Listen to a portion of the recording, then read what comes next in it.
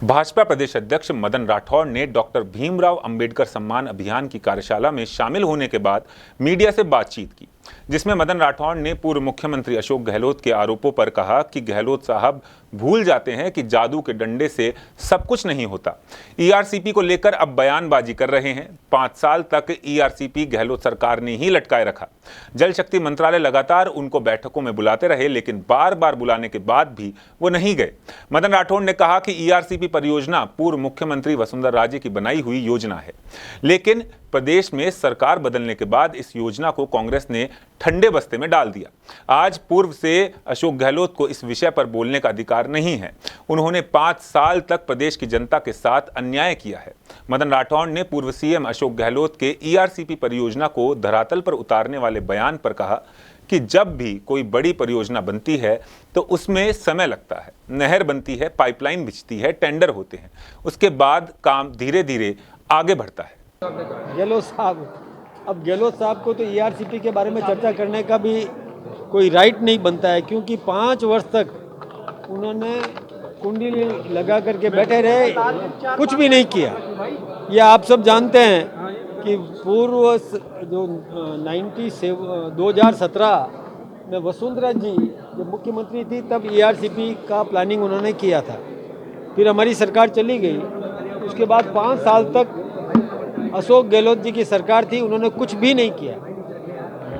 केंद्रीय जल शक्ति मंत्री उनको बुलाते रहे, मध्य प्रदेश के मुख्यमंत्री तैयार थे, लेकिन राजस्थान अपना प्रतिनिधि भी भेजने को तैयार नहीं था, सेक्रेटरी तक नहीं भेजा। इसलिए ईआरसीपी पर कोई काम नहीं हुआ।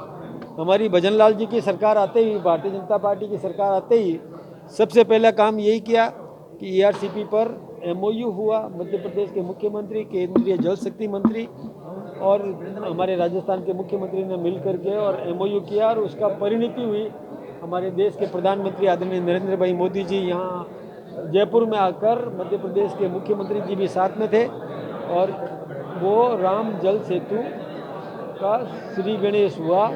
और अभी टेंडर हुए हैं, टेंडर के बाद में और खुदाई चालू होगी, पाइपलाइन बिछाए जाएंगे, पानी आएगा और जनता को लाभ मिलेगा। भाई साहब, ज्ञानदेव आहूजा ने कहा, एक बात और भाई, संवर्धन राणा को तो लिया है वो, लेकिन आर्थिक भगोड़े हैं, बीजेपी उनको क्यों नहीं लाते? जो आर्थिक भगोड़े हैं देश के, उनको भी तो लड़ना चाहिए ना देश के। ये एक बात वो भूल जाते हैं, आजकल क्या उनकी उम्र हो गई है, वो भूलने की आदत पड़ गई है। ये आर्थिक भगोड़े पैदा किसने किए थे भाई? किन के राज में ये भागे? इस देश की संपत्ति लेकर के भागे किन के राज में?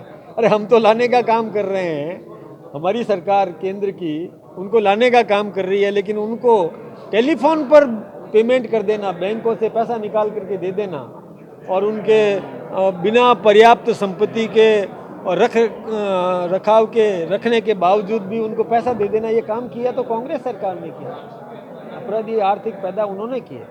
भाई साहब, ज्ञानदेव आहूजा जी ने कहा है कि मैं अपनी बात पे कायम हूँ, मैं कोई माफ़ी नहीं मांगूंगा। वो इन्होंने सवाल कर दिया था, वो जवाब आने दो। हमने तो देखिए कार्रवाई कर दी, और अब उनका जवाब पढ़ लेंगे और कार्रवाई करेंगे। हम अखबार के अंदर छपी खबरों पर उसका सत्यता का आंकलन कर देते हैं, उनका पत्र कैसे आएगा, जवाब आएगा, कार्रवाई। आखिरी सवाल आपने कहा कि कांग्रेस वोट बैंक के लिए अंबेडकर गुणगान कर रही है, बीजेपी क्या कर रही है? क्योंकि अंबेडकर की बातें पहुंचाने के लिए कर रही है, कार्यशाला कर रही है, तो बीजेपी क्या कर रही है? क्यों अंबेडकर कर रही है? बीजेपी जनता को सावधान कर रही है। देखिए, अंबेडकर जी की सोच और भारतीय जनता पार्टी की सोच एक है। हम भी समाज में अस्पृश्यता बर्दाश्त नहीं करते।